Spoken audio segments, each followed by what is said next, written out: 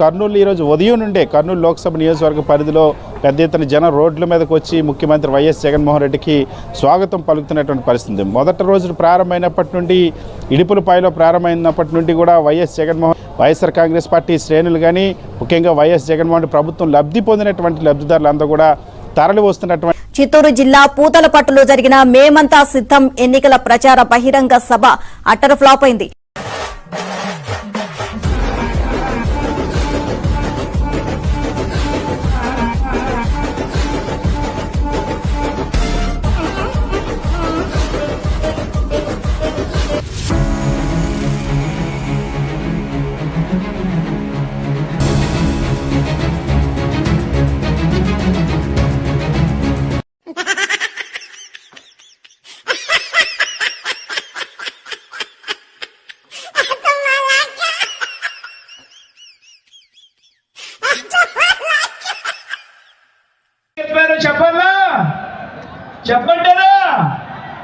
చెప్పమంటారా